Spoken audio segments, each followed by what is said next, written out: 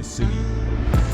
What's going on, St. Louis City fans? Welcome back to Soul of the City. We have a very special episode today. I'm joined by Marlon and a guest episode today, Jacob Speed. Welcome to the pod. Thank you guys so much for having me. Been a long-time fan of the pod. Absolutely, and of the MLS, I understand. A little bit. I started following, I think, a little bit sooner than most people. Yeah. Around probably like 2016 is when I started really following it. But, Who was your team prior to City? Prior to City? Did you have one, or you just kind of like followed the league? Or what player? There were, if I were to have to pick a team, it was Seattle, especially because I got to see them at Lumen Field before. Okay. And so that was really, really interesting. But I don't know, the old schools, the Seattle guy that Riley referenced. Obafemi Martins? Yeah, yes, he's good. just the classic ones. And then just Dempsey. Yeah, really just paying attention to the league in anticipation for City. Yeah, because it's been a long time coming. And the rumors have been around for a while, and then it finally happened. Yeah. What would you say, we just already are off track, but what would you say is the biggest difference between European soccer and MLS soccer? I've been asking a lot of people this question in St. Louis because, I kind of have my answer, and I heard somebody asked Thierry Henry that question back in the day, and I just want to hear your thoughts on that. For me, it's probably just parity, just how any team on any day can just go out and beat any team or go on runs that win championships or win trophies. Yeah. And parity. Just how easy it is from first to last to get a result. Yeah. Speaking of parity in the U.S., Kansas City just beat their first team of the year, and it was, I'm pretty sure it was a USL side, or it was maybe an NPSL side. Let me really resounding. That's crazy. Yeah, way to go, guys. Performance. Wasn't it 3? Three might have been, yeah. That's just first win and it takes you that long. It's trash. Oh, that's terrible. Yeah, it was against an NPSL team. More goals than they've scored throughout the season, correct? 3 goals in 1 game. Yeah. I think that outdoes their MLS total. Can they really feel good about that, though? Probably. You have to take what you But get. you hope that this is a spark that they need. Right. That's what they're hoping, at least. Yeah, I hope they burn. But NPSL team, that's good for y'all. We played an NPSL team, too. No, we played a League One team. Yeah, so, Omaha, I thought there was... When I heard USL team, I'm thinking USL Championship. Mm. Turns out there's levels to this shit. There are. The soccer pyramid in the United States runs deeper than people think, and especially in the Open Cup. It runs deep, but with no upward mobility, unless you're Cincinnati. We love our single entity franchises. Yeah, I didn't know there was multiple tiers until before. Yeah, so top tier Major League Soccer, 2nd Division USL Championship, 3rd Division MLS Next Pro, National Independent Soccer Association, USL League One, which is where Union Omaha was in. And yesterday, the commentator was like, Nuhu, who's the goalkeeper for Union Omaha, goalkeeper of the year, two-time goalkeeper of the year in League One. And I was like, oh shit, he played in League One? Like, he was in Uber Eats League? That's not the case. So that's what spurred this big research segment into USL, or MLS soccer and pyramid in the U.S. But, Jake, you were at the game. What are your general thoughts on what happened yesterday? Going into it, you kind of, first of all, it was my first time in the supporters section. I was in it during the Leverkusen game, but totally different experience getting able to see it from up top and being with the fans. Mm-hmm. But, I don't know. The lineup initially that came out kind of had people scratching their heads. No definitive striker in the team, lots of rotation, and we kind of clobbered them. Yeah. It was easy, comfortable. I was happy to see that there was, the only person who's really a starter on that, out of all of them, is Vasilev. Everybody else is kind of just fighting for minutes, and I liked to see that we were going to experiment with everybody. We had Pedro, left back, Bartlett, center back, Yarrow, center back, Watts, right back, Ezeal Jackson, right wing, Miggy Perez in the middle, Vasilev in the middle, Jensen out on the left. Ostrak striker card. But it was like a false 9. Two false nines. Two false 9. Yeah, and that's what Carnell said afterwards. He's like, they're both false 9s. But Yeah, I mean, I think he knew that this was not going to be the level of competition that they've been used to seeing. No. So might as well play with it, and get these guys minutes. So, Exactly. yeah. And they're the fringe players that we had. Not a lot of starts in the MLS, but a fun fact: I think Union, the Gill man who started for them, he has more MLS appearances than our lineup did. And he had a 7.2 rating. Yes. In that game. So that's how raw this team was that we yeah. started tonight. Yeah, and you wonder about the chemistry, if they had really played together other than in practice. Probably not a whole lot. But it also gave us as the pundits, right? A good chance. We've all been oh, I want to see more Pompeo. I want to see more meaningful minutes for Jensen, or more meaningful minutes for Pedro. And I feel now everything is coming into context. Everything's coming into focus. Why Carnell has rocked with the lineup that he has been rocking with really consistently. I know on this show I've given him a little bit of grief about being where's Pedro, bro? I want to see these balls whipped in. And I'm all right, John Nelson's, he's our guy. There were definitely some performances that maybe put some players into the conversation for their first team minutes, and then there were probably some that'll keep them riding benches for a bit longer. Yeah. Well, let's get into the game. In the 3rd minute, Celio won a ball back. Quick pass to Aziel Jackson, drives it straight down the middle of the pitch. Jensen and Ostrak run in front of him, and they kind of keep the defenders in that line, and so nobody steps to Aziel Jackson. It looked, and then he just takes a shot and goes near post, hard on the ground. It looked too easy in the 3rd minute. 100%. And I mean, you just watch the defenders back up for what it seems like almost 20 yards, Yeah. following the other runs in the box. No one stepping up, and it was just cake from there. Hit it low, hard, and it was done. I'm surprised Celio got the assist, because I feel Jackson carried it quite a bit of space up the middle. Yeah. I'm surprised. I that's why I didn't have it as an assist. I only had Celio having 2 assists. Oh, no. But I know they gave it to him. Yeah. For sure. Speaking of Celio, he had a chance in the 25th minute, shoots from a tough angle, forces a save, bounces out to Yarrow. I don't know if you remember that. Yarrow, kind of an awkward chance, but he flicked it with his foot. It's kind of a half chance in front of the keeper. It kind of showed that their goalie was going to be up for it a little bit in the starting portions of the game. He had that save to start it off. Yeah. But, it was another chance created by Celio, who had, I think, 6 of them throughout the course of this game. He did. He had 6 chances created, and we'll get into more of his stats later. But the next chance was in the 33rd minute. Jensen, he beats his man on the left side, crosses into Celio in the middle. Celio megs his defender, but it was a pass instead of a shot. Maybe he puts more pace on it. That chance was a little bit weak. I don't know. It wasn't as hard for the keeper to save. I liked Jensen. I feel he was more attacking than I was expecting. Mm-hmm. Or what I've seen at least from the games he's come on. And obviously it's because of the opposition we played. They weren't the greatest, but I feel out of him and Celio, one will take it to you, and the other one's will let things happen around him to open up. Celio, which one? Celio takes you on. You have to be ready. Yeah. That's what I think needs. Jake was talking about earlier. That got pushed closer to the starting lineup. Celio was one of them. Mm-hmm. Jensen, I feel he also, not as much obviously, but I think he pushed it as well because. We have Stroud, they're not as consistent with every game. So Jensen, I think, is also making that jump to maybe talking about starting. Maybe, but obviously more Celio than Jensen. Yeah, I think after seeing Jensen, I'm not saying he's bad. I didn't think he had a bad game yesterday. I just was I understand now why Stroud keeps his spot all the time. Stroud just has that dog mentality that fits in with the team Scary perfectly. Scary exactly. Jerry. Funniest nickname in a while.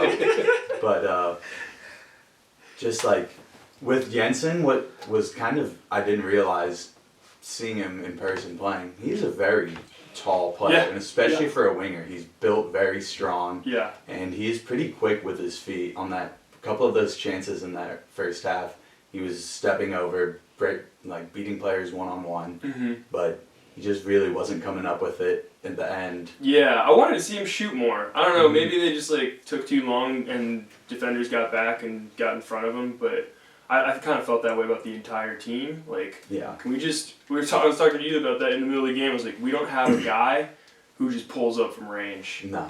The closest we do is Lewin, but Leuven, yeah. he hasn't doesn't really really do that. showcased that, Yeah. except from set pieces. Sure. He will hit that from Yeah. anywhere. Yeah. The next chance we had, Vasilev, he gets the ball in City's third, drives down the middle of the field.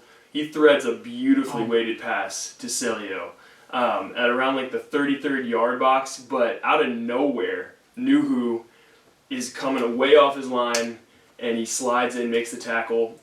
Then he he's like playing the ball on the ground and like tries to kick it away, but it goes straight to Ezeal Jackson.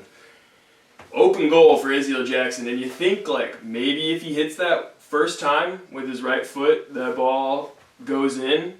But instead he like he shifts it over to his left foot, which is his dominant foot, and he just kind of passes it to like the roller. defender. Yeah, I don't know. I wanted to see something a little bit more there. Pretty much any sort of like additional power on that shot is putting it at a better spot to score. A little bit of elevation maybe, but yeah, him shifting onto his left just took that a little bit of extra time that probably didn't have. Could have had a hat trick, but It shows you like the non-striker instinct that they don't have. Like only strikers know that. you just gotta hit that. Like you say it now that we look at it, or like I should have shot that. They know at that point. Like, You're right. I have to shoot that. Right. There's no other option. I have to shoot it. In the moment, I did turn to Jake and I go, I could have scored that. It was pretty far out, honestly. And there were two defenders who were getting back, so I can't really hate on it. But I'm like, damn, when there's no keeper, like. You always just want him to be you able want to put it in blast the air that. or something. Just do something to make it difficult. I think it was because it was on the ground that just like hurt the most. It was too easy. Yeah. From what it could have been to what it was too easy. Yeah, I agree. But that didn't alter his total game because he he ended still up came out and did a lot. Vasilev, honestly, you'll hear his name a lot throughout these highlights. He plays another through ball from the half line into Celio. Celio chefed up his USL defender. Like something bad too. Like man was turned around, and he has a really good look at goal, but he blew it over the top of over the bar. It was a really good opportunity, and just a little too anxious for the shot. Snatched at it, put it up, and another striker, like not a striker, so he like doesn't have that. He doesn't have the shooting down pat. Right. Yeah. He has the dribbling on lock. Yeah. Like he has it, but the final shot, like that's where he's like Jonah mentioned it earlier. That's why I'm bringing it up. Jonah says he reminds him of Vinny because he's a Real Madrid fan. But I'm nowhere near. But it's like I would say he's a young Vinny because Vinny, when he went to Real Madrid at the very beginning, his shooting was atrocious. Yeah. Like that's how I feel like Celio is. Because I feel like his dribbling is amazing. He'll get by players, but when it comes to the shot, it will vary. Watching his first step when he plays and like playing the defender, he does have that really quick kind of Brazilian flair that just puts him a little bit ahead of everyone else. And it was on display tonight because he kept cooking that defender. Anyone that was stepping up, he was moving past him and just keeping the ball rolling. There was a moment in the I guess from where we were looking at, it was in the right side, and he was just standing there with the ball. And he was doing body feints like consistently against, and then the other defender was doing it, and I was like, they're like dancing right now. It was kind of funny, but it's an art. A little bit of shimmy. In the 41st minute, Pompeo, and again high press play in City's final third. He wins the ball back on the left side, and it's just him and Ostrak and the last two Union defenders. Ostrak cuts in. Rips a shot. I mean, he's probably at like the 8-yard box. I thought it hit the Union defender's hand, and then Nuhu saved the deflection off the hand. Yeah, that's what it looked like from our angle. It looked like defender went up. It was some type of deflection, went straight down. But the reaction save from Nuhu to still get a foot on it and save was pretty crazy. Ostrak's going to be feeling a little hard done by that save. I think he's gonna be feeling a little hard done by the whole game. It's like he's just season. I feel like he just hasn't fully been there. I think we got to give him some time. This might be a controversial opinion, but I think he's our best dribbler. No. Yes. Who you think Pompeo's better? Yes. I knew you were gonna say that. I'm also a big like that. That's my boy. Like I want him to start. I need him to start. Him and Gio are my two favorite players. Watch both of them when they get the ball and they're like isolated. They're not gonna pass. Like Ostrak is really good about getting shifty and being very agile and getting out of situations. Like right in the middle, even if he's in. Obviously, yes, he'll take on players and he won't always beat them. Mm-hmm. But I think he's our best dribbler on the ball. I don't know. I think he's one of those players that really he thrives operating off of another player. And I think in a formation when we didn't really play with a striker today, which was also due in part because we loaned away one of our only strikers before this game. And before Klaus got hurt too. I was going to say Klaus right is hurt. after a starting striker injury. And you don't want to play Gio 3 games in 1 week. No, well, I mean, Gio, we're going to rely heavily on Gio in this Portland game. I am curious to see if we'll get into it, but I'll be curious to see if we go solo striker in this next game. You would have to think of formation changes on the horizon. For sure. 45th minute, just before the half, Ostrak wins a free kick in the middle of the field. Václav floats just a scrumptious little ball over the back line where Lucas Bartlett is just like flying in like Diddy Kong, bro. And you just it's tough to get like the ball's coming from basically behind you and you're trying to head it forward. Mm-hmm. There's just like not a good way to get power on that. No. And so I can't really. It was a really good chance, but I can't really fault him for not putting it away. It's just pretty much the chance you dream of as a defender, just peeling off that onto the back post. The ball's coming in perfectly. Yeah. But like you said, running away from it on that run made it a lot more difficult. He was so free. That's what made it look like so good. But it's just a tough ball to put away. Right after, I mean, it's just chance after chance. Václav wins a free kick. Middle of the pitch, they run a training pitch play where like everybody's lined up. Like Václav's gonna play this ball, whip this ball in the middle like he has been. Pompeo's also standing over it like he's gonna do something. This is in the second half. Yeah, halftime happens. So 1-0 going into half. I was a little bit disappointed, especially because we were up. We were creating a ton of chances. Yeah. Nothing was really falling. We were up in the 3rd minute. You think we're gonna rout them.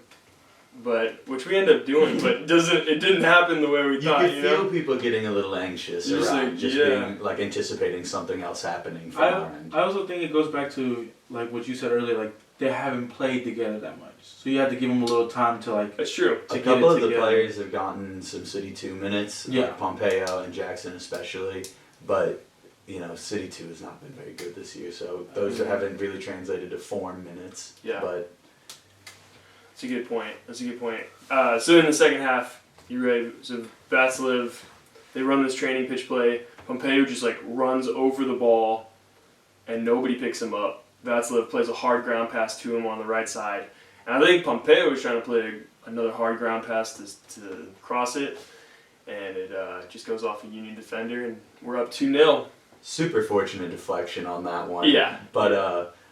During that play, something that I did really like rewatching it, you see Ostrak kind of starts off in front of them with 2 players in front of him, shades over, pulls the defenders out, and you almost see Václav turn around and be like, "We're running this play. Are we doing this?" Yeah. Like it's something that's clearly been worked on, and Pompeo starts that run. Or it's the other way. I thought about it the other way, but could have been either. Mm-hmm. Who knows? It could have been that Ostrak was told by Václav that they were running that play, and so he shifts back into the middle. Or it could have been he was pulling defenders. I don't know. But either way, it worked out. Yeah, whatever it was a really good just kind of mental game that was played. Yeah. Opened up Pompeo, and hard cross, bad deflection, 2-0. Pompeo kind of celebrated it, but he knew he wasn't going to get credit for it. But he put it in a spot where like the defender had to do something. Mm-hmm. Yeah. Or a near post run might get to it. So he was like, it's either this or... Yeah, he made it dangerous. Yeah. And I feel like he deserved a goal this game. Not going to get one there, though. But 61st minute is the next chance. Quick 1-2 between the Union Omaha defenders with Pompeo and Akil Watts. And that looked extremely easy. Keel passes to Pompeo. Pompeo splits the defense. Keel's right behind. He goes high near post. Easy clap. It's 3-0. Totally roofs it. Unsavable. Yeah. What are you gonna do with that? You were a keeper as well in high school. Pick it out. Yeah. You That's can't do what anything about that. And yeah, nothing you can really do. What I really liked too in the lead up to that one was Perez picking up possession in the midfield, shrugging off a tackle, and then getting that ball initially out to Watts, and then working that in. Yeah. He had a very good game from the center of the I thought both of our center mids Him and Vasilev were amazing. I thought they played really well together. They complemented each other. With Vasilev being able to control tempo, and also I think it was really interesting with the two kind of false nines we had. You saw Jackson dropping really back, playing in the center, linking up the midfield and the wingers a lot. Yeah. So I think that shows that he might be ready for some type of starting minutes, especially with our striker out. I think we're going to go to something else, but who knows? Azil Jackson. More midfielders, yeah. Yeah, more midfielders. I thought, just talking about the link-up play, everybody was so pressed in the last episode about our dump and chase game. This game, it's expected we won't dump and chase against a third division team, but I really liked the triangle passing. I thought we weren't looking like City, but we were out there like Man City. We were looking like St. Louis City. But I thought the link up play was a lot better for sure throughout the whole game. Yeah, there's let me see how many passes. It does make me sad that it's now becoming like it used to be passing like Barca. Now it's like passing like City. Passing like Barca because Pep was there. No, I agree. But it's just crazy how like Pep's team. So really, like passing like it's just crazy how it shifts. Yeah, we had 422 accurate passes throughout that whole game. So that is a lot. Yeah, possession was weird. As it's a unfamiliar territory whenever we're in above 50% possession for the game. Yeah, but even then, I thought going into this, I was like, all right, we're gonna dominate. And then watching the game, we feel in control for so long. It was odd to see that we only had 52% possession. I agree. Yeah. Halftime though, after that, it felt like we really did just pedal to the metal. We wanted more from them, and they were gassed. They couldn't keep up. Yeah. And passes just kept being dangerous, especially from the midfield. For sure.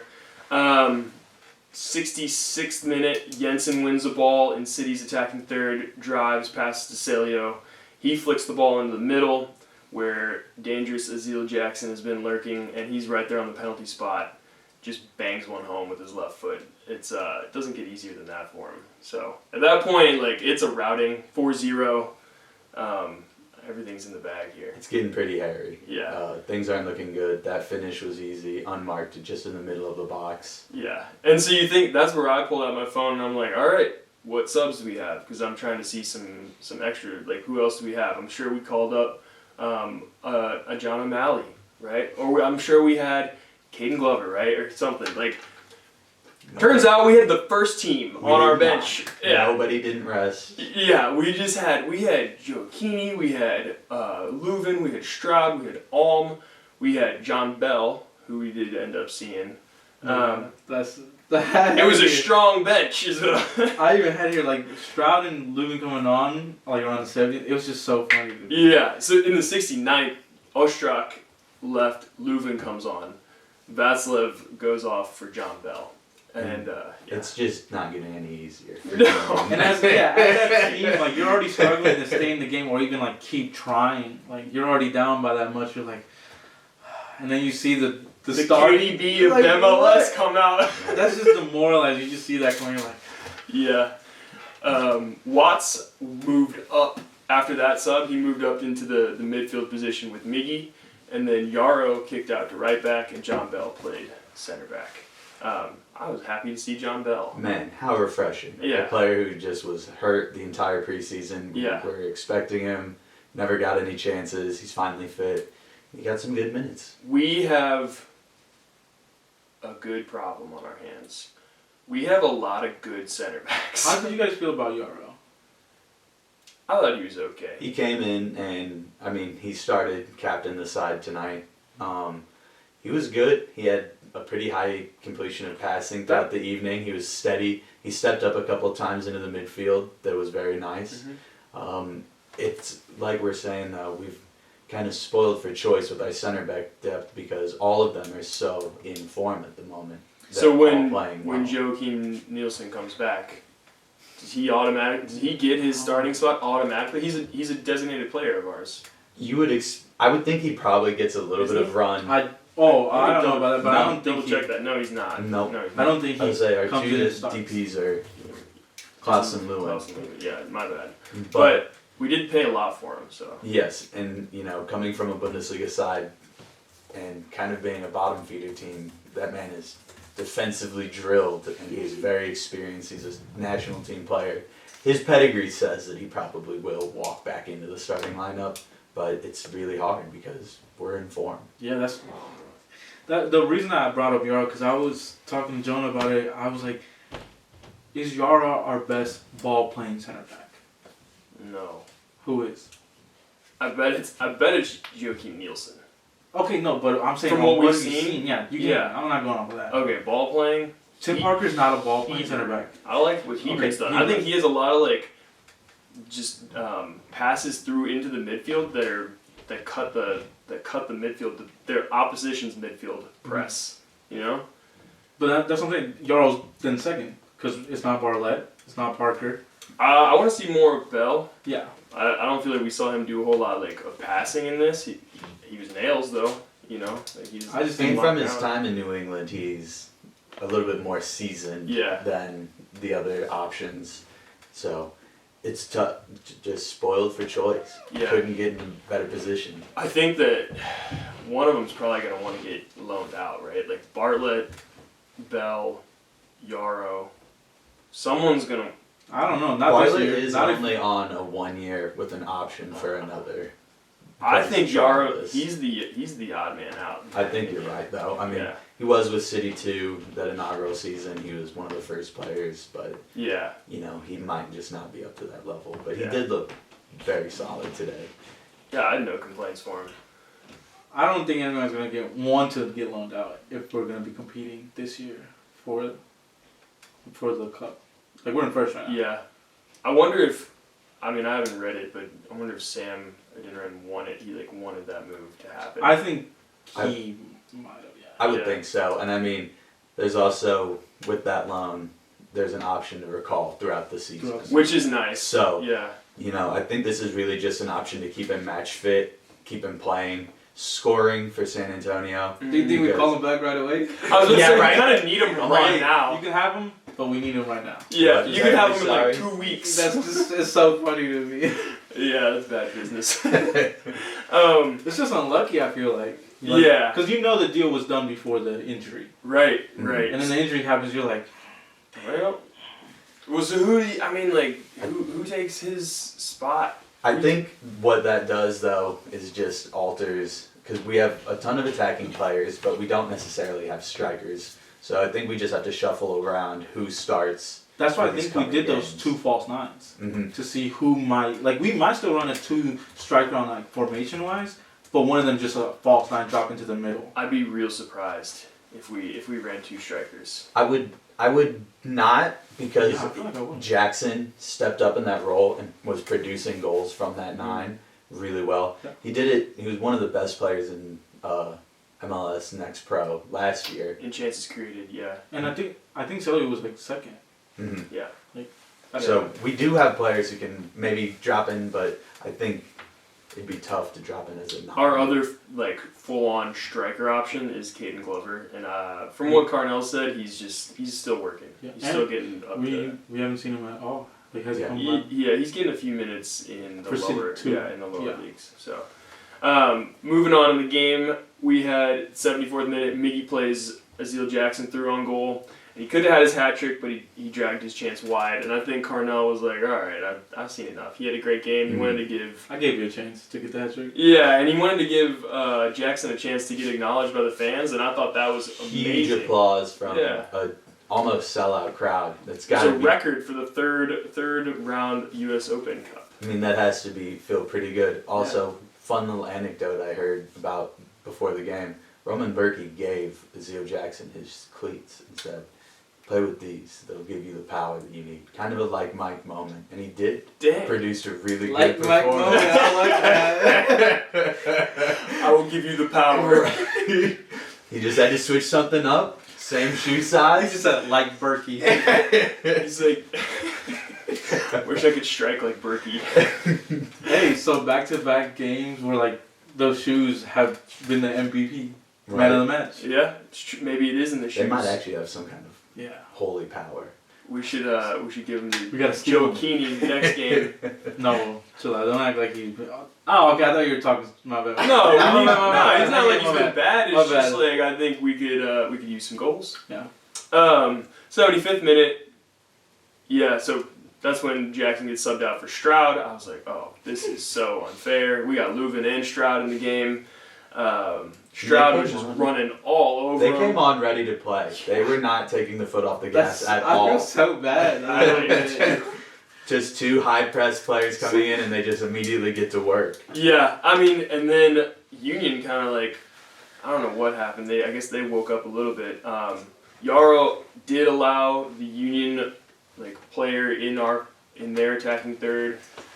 It should have been out. Like Yarrow probably should have cleared this ball and made it a corner or made it a throw in, just literally anything. Kick it off the player. He didn't. He ended up giving possession away. They cross it all the way to the other end of the box.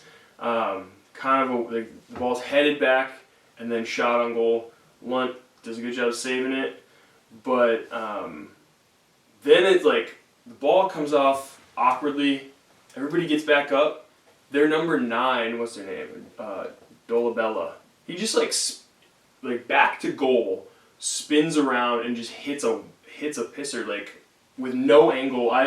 Everybody in the stands was kind of like, what just happened? It was pretty brutal. Yeah. It was. I mean, there were multiple times during that the ball probably should have been cleared. Yeah. And even after Lund's initial save, I feel like he could have it kind of just sat there. He could have maybe just poked it out of Poked it, bounds, kicked it, just done something. But the clearance didn't go anywhere. And yeah, that guy just hit us with a spin move and ripped one. It was just a spin move with no angle. I don't know. It feels bad that we didn't get the clean sheet. It's just Yeah, froze Lunt. He fell down. yeah. Obviously a little deflated, but you know. I love having a former ex goalie because can relate. I'd be like, I mean, I is it would've- I would've savable? brought- Is it savable at all? No. I'm talking about the first save. When Oh. they just land Yeah. him, he could have done To clear it? a better? little bit. Yeah. I wouldn't have brought that up before, but Jake said it without me. And I mean, high expectations from our resident keepers here. 80th minute, Stroud gets a shot. 80th minute, Miggy rips a shot. Nothing really too threatening. 86th minute, Big Daddy Leuven is just like, I'm going to run this game. He just charges all the way down the field, passes to Celio, who kind of hits it, and it just accidentally falls back to Leuven, who chops up a Union defender and puts it away. It was just so easy. I was like, Leuven just made it look way too easy. Completely dog walked that goal. Yeah. I mean, he barely even looks like he breaks out of a jog. yeah. Yeah. And yeah, just shifts it onto his left, defender goes down, and shifts it right back on and scores it. Celio's probably a little fortunate to get credited with the assist on that one. He didn't get the assist on that one. He didn't. Did No. he have 3 assists? He had 3 assists, but that wasn't. He could have had 4, is what I'm saying. Oh, so that. Oh, man, Yeah, okay. because it bounces off. Yeah, of he's the looking Union like he's defender. trying to spread it out to Stroud, but takes a deflection into Lewin, and Yeah, the rest easy. is history. Easy, and that's pretty much the game. I mean, it was. If I summed it up, it feels like it was a 2-man wrecking crew between Celio Pompeo and Jackson. Celio went the full 90. Jackson went 76 minutes. Celio got 3 assists, 6 chances, 5 shots, 2 successful dribbles. He was 2 for 2, 7 for 10 ground duels won, and he had that kind of forced the own goal. I'll give him credit for creating that chance. In fantasy, that would be an assist. Yeah. So, Yeah. I'll take it. Jackson, he had 2 goals, 4 shots, 3 for 3 in successful dribbles, and 4 for 4 in tackles won. So I don't know, who do you guys think was man of the match? And it's got to be one of those 2. Yeah, it's pretty obvious one of those 2 players. I think the app I use was giving it to Pompeo, Yeah. but I don't know. can't go wrong with either of them. Yeah. Just choose if you had That's to what I'm choose saying. one because I'm bringing up. Mine's biased. That's why Okay. I feel like. Why is it biased? Cause like I like him a lot. Like he's one of my favorite City players in total. Okay, So, try to be unbiased. Like who had a better game? My opinion, I like Jackson's game a little bit more. He showed really nice creativity and just the ability to finish chances and just initiate play. Yeah. But, Pompeo, you can't understate how important all of those dribbles, all those chances created were. Yeah. Well, I did a poll on our Instagram right after the game for that exact question. 68% of our First Touch Mafia fans said Aziel Jackson, and then 32% said Celio. I think Celio had the better game just because I think I voted for three. Celio. I did too, but three assists. I just can't get past that. And he could have had 4. He also could have had another goal, like the own goal. But Jackson could have had a hat trick. Good job, Celio. You man of the match for me. Good job, everyone. Round of applause for all the boys. For sure. Any upsets that went down? Oh, San Jose Earthquakes lost. But they're the only, I think. That was the only upset. Yeah. Yep. Cup sets are few and far between. There's another batch of games on tonight, but we're hoping that maybe some more action will happen. Do we know when the draw for the next round is, or is it no? Okay. I don't know. But other big news: City made a signing. Kind of one of those more under the radar things. Like nobody likes. I don't know. You don't pay attention to the front office too much. But I really like what City's done here, what the organization's done here by naming Diego Gigliani, the CEO of St. Louis City. He's born in Argentina, raised in the U.S., also in Europe a little bit. I think he got his degree, his MBA from Wharton. So he spent the last 10 years managing or overseeing City Football Group, and that is the parent company of Manchester City. If you watch the game today, Arsenal fans, close your earmuffs. I mean, it's a historic. City's looking pretty good. They're looking real good. It's just a well-run organization minus the financial fair play issues. Allegedly. Nothing has happened yet.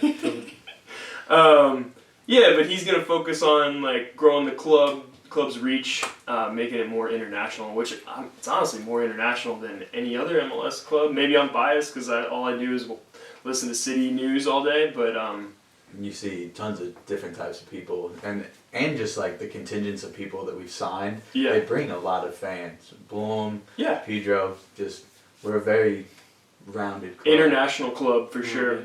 But yeah, it's good to see that is the case. You guys were mentioning beforehand. Yeah, I was a little scared when I initially read this. I thought that this was meaning a departure from one of our kind of sporting director players, Lutz Van Steel, who's been linked with moves to Europe through a couple different people, but this guy is not in any direct competition with them, different positions. Yeah. He's completely. kind of a more backroom financial. What made you, was there a report that you read that made you... Tom Timmerman of the Post-Dispatch had reported that there's been some interest for Fan Steel coming up from European teams, which is always a little bit scary, and it's kind of bound to happen whenever you've got a team that's playing so well from the start, and you can see that so very obvious in how he built the program. Yeah. I just deserves it, I feel like.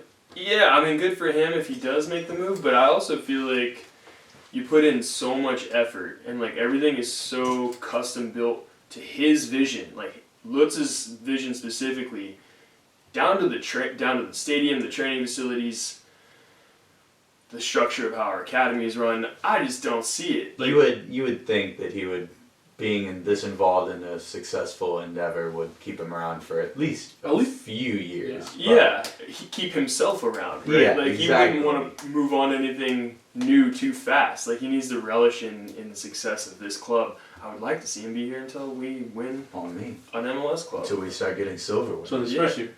Oh, okay. So we might be gone after a year then. Let's see. I guess we face Portland the reverse match. Yeah, at home coming up. I'm gonna be there. You gonna? Oh, I bought your tickets. I'm taking Mo. Be there. Yeah, and Mo's coming on the pod next Sunday. That's gonna be awesome. You ready? Yeah. Portland is 2-5, so not the Portland of past years. Yeah, but Portland also beat Seattle 4-1. Yeah, A little bit of a giant slayer after moment. Seattle parody. just beat us. it's that MLS parody right there. They're starting Evander now, so all right, somebody figured that out. They've got players coming back from injury. They were a little depleted when we first played them. Against us, he didn't start. Came on and then got subbed off. Yeah, it made no sense, and so now I guess they sorted that out. But in match week 3, City was victorious 2-1 on a Kyle Hebert header in the 75th minute. So, but Portland is coming off a loss to Cincinnati last week. They lost 2-1. So they're not really in the best of form. And they also play tonight. Tonight is Wednesday, April 26th.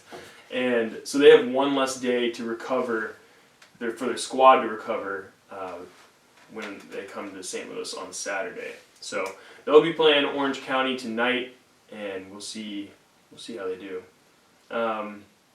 Hopefully they don't round into form as well as we do coming into the game. Hopefully there's a little cup set action in store for them. If a cup set happens, that would be so good for us. Oh yeah, mentally you're kind of tarnished, and then you come into St. Louis and we got our fans, and they're like, "What is this environment? We don't even do this in Portland. What's going on?" Mm-hmm.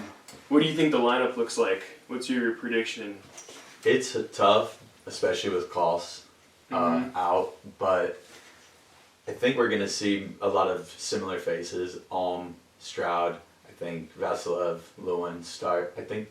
I want a formation change, kind of a 4-2-3-1, and I think you can either start Pompeo or Jackson in that central role, kind of allow them to shift between attack and kind of be that link. But I think the rest of the squad is pretty much unchanged. The defense isn't changing. Our backs are our backs. Our center backs, the only rotation I think you might see is Bartlett for Hebert, but I think everything else is pretty set in stone. Yeah, I think I agree. 4-2-3-1. We got Nelson, Hebert, Parker, Nowitzki in the back. I'm trying to think about the center back or the center mids. If it's going to be Vasilev or Miggy, because Vasilev has played a lot of minutes over the past few. I mean, he's played a long time. He was down for a little bit during the Open Cup match. Yeah. So a little bit of an injury scare. We don't want to lose him. It was just a contusion, according to Carnell. So I think we're okay. Yeah, I don't know. I think Miggy probably gets the start. That's my guess. But what do we know? I also had Miggy and Leuven in the mid,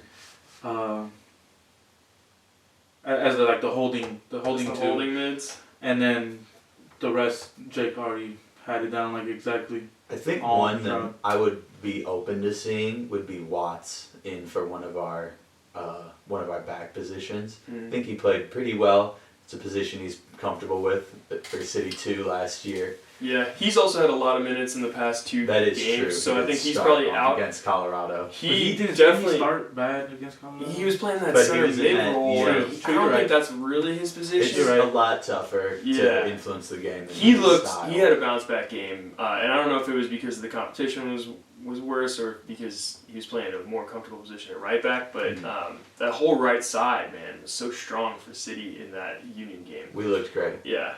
But now that I think about it, I don't think Seller's going to start after going 90. Yeah.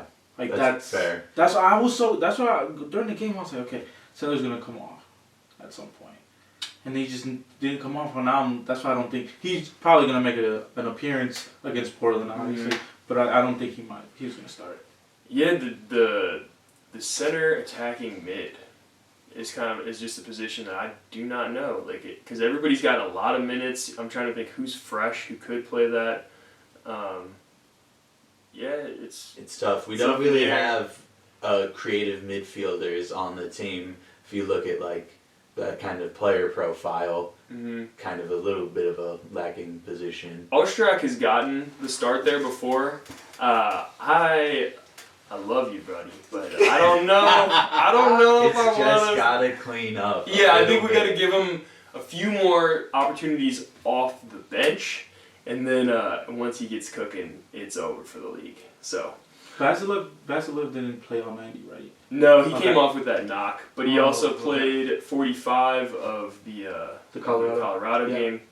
I think it's possible we see him, and then Leuven. Do you think he starts? It could be Vasilev and Miggy in the That's middle. what I was as the literally two, just thinking, and then Leuven moves into that. And But I do would you like to see that. But do you think after even taking that knock coming off, that he will start? Yeah, I think he's okay. Okay. I think he's a. He's been shown to be pretty durable, Oh, yeah. breaking his nose in the initial Ripping the mask games. off and like, I'm not playing with that on. Yeah.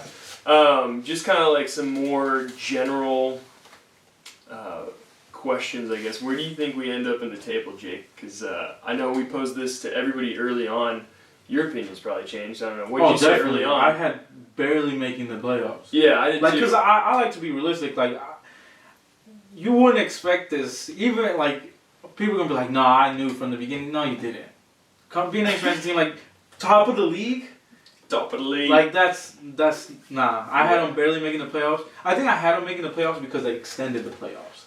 They made the playoffs. Yeah, That new format, it makes it pretty hard. Yeah. The Galaxy right now, I think, are just a dumpster fire so far in form. They've not won a lot, and I think they're only a game out of playoff contention in the West, which shows that just about anybody will be competing in the playoff tournament. We talked about how bad Portland's been recently, and they're the odd team out. They're in 10th. So see, but I agree. My prediction has changed since the beginning of the year. yeah, where do you think where do you think we'll end up? I initially had my expectations very low. I did not get myself excited for anything. It's I was ready. so it doesn't hurt. No, not at all. Like, I don't want it to hurt. But it's feeling so different nowadays. Yeah, it does. Like, we keep getting results. The team looks really good. The coaching has been incredible. I think the playoffs are the floor at the moment. Yeah. I think challenging for the Supporters Shield is like actually realistic for what this team has shown so far. Absolutely. I think now, like, we've played 10 games. It's a good sample size. You know what we have. We've now seen like our second team play a good amount of minutes, and I'm like, all right, I think we're good. I'm happy with what we have depth-wise. Mm-hmm.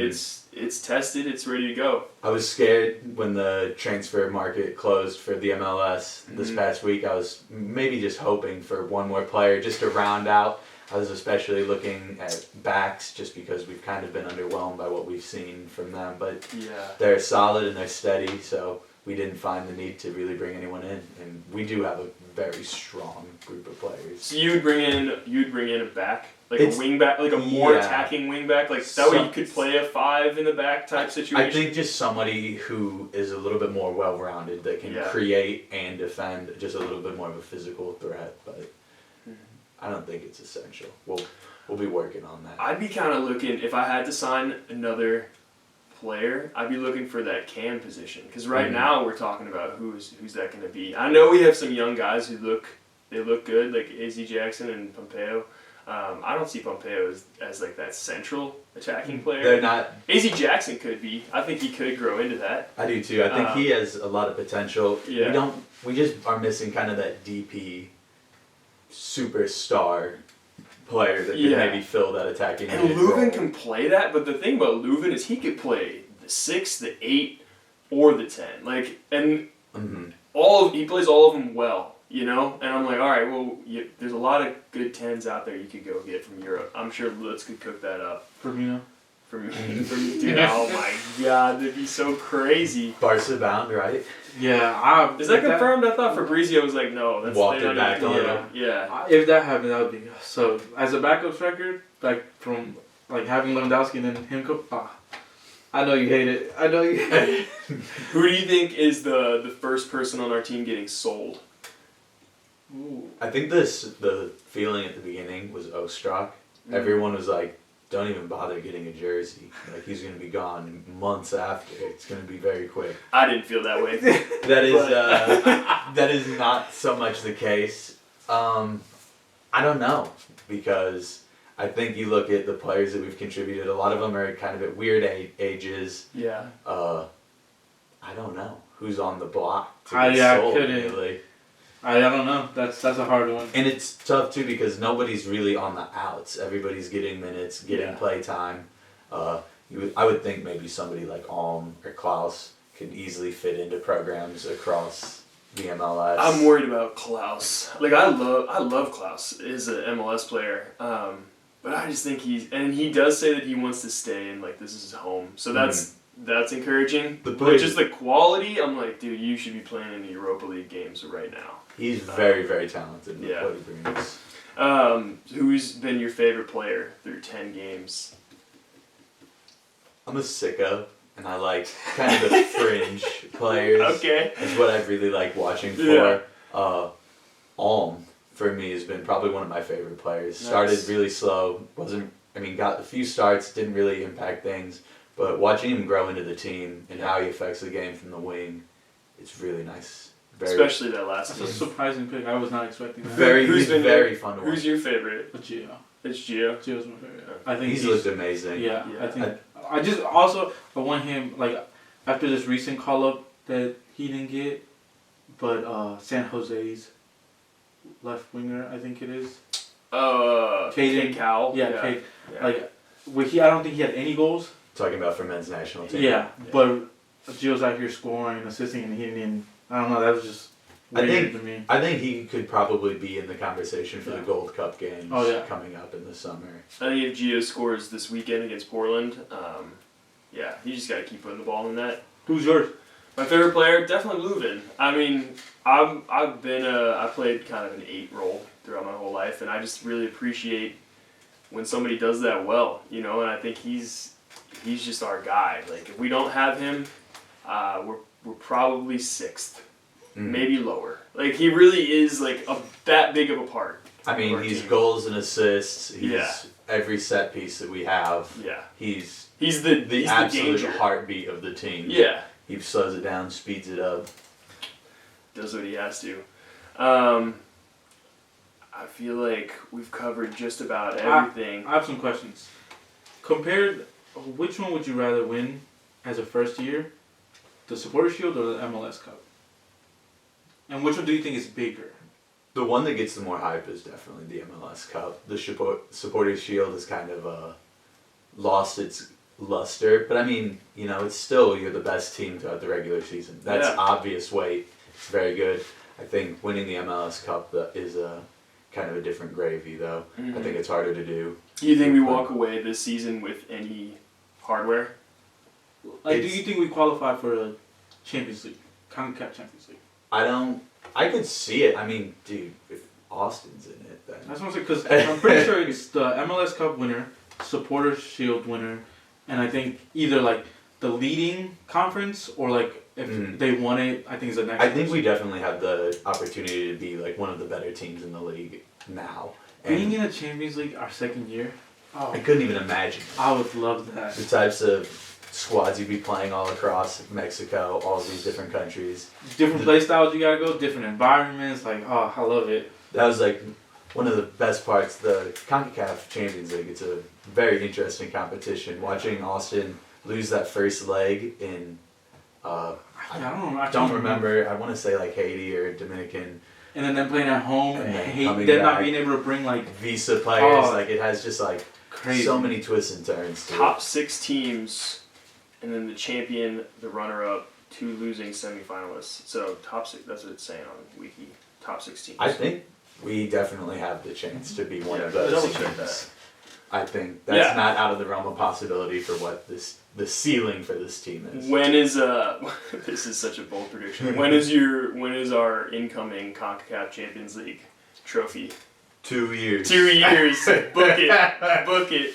Stamp it. Shit. We gotta get used to the competition for 1 year. Yeah. And then it's over. It's wraps.